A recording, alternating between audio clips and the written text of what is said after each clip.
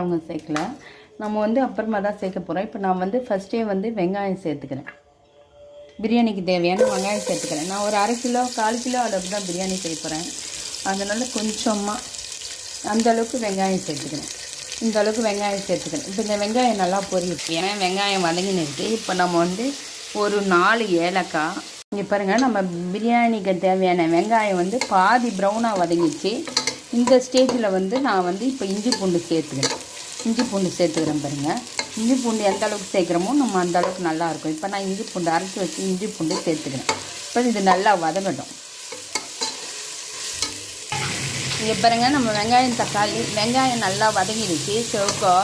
இந்த ஸ்டேஜில் வந்து நம்ம தக்காளி சேர்த்து நல்லா வதக்கிறோம். ஒரு கரண்டி தயிர் சேர்த்துக்கிறேன், அவ்வளோதான். இந்த அளவுக்கு தயிர் சேர்த்தாலே போதும். தயிர் சேர்த்து நல்லா வதக்க விட்டோம்னா நம்ம கோங்கரா சிக்கன் சூப்பராக ரெடி ஆகிடும். இங்கே பாருங்கள், தயிர் சேர்த்தாச்சு. நம்ம இப்போ மசாலா சேர்க்க போகிறோம், தனி மிளகாய் சேர்க்க போகிறோம்.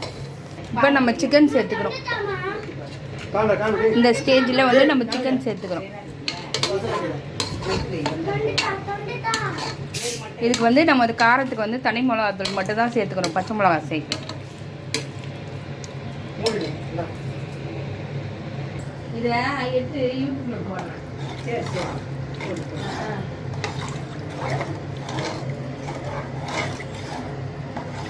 சமையல் படம் சேர்த்து யூடியூப்ல போடுறேன். சரிம்மா, பார்த்துக்கிறேம்மா. இப்போ நம்ம பிரியாணிக்கு தேவையான தண்ணி கொதிச்சிருச்சு. இப்போ இதுக்கு வந்து அரிசி நம்ம கோங்குரா சிக்கன் பிரியாணி அரிசி வந்து மேலே வந்துடுச்சு. இது கலருக்கு நம்ம எதுவுமே சேர்க்கல. இப்போ இதுக்கு வந்து கொஞ்சமாக மஞ்சத்தூள் சேர்த்துக்கலாம். நம்ம கலர் வேணும்னா நம்ம மஞ்சத்தூள் கொஞ்சம் சேர்த்துக்கலாம். இப்போ நம்ம அரிசி நல்லா மேலே வந்துடுச்சு. இப்போ இதுக்கு வந்து நம்ம டம் போட போகிறோம்.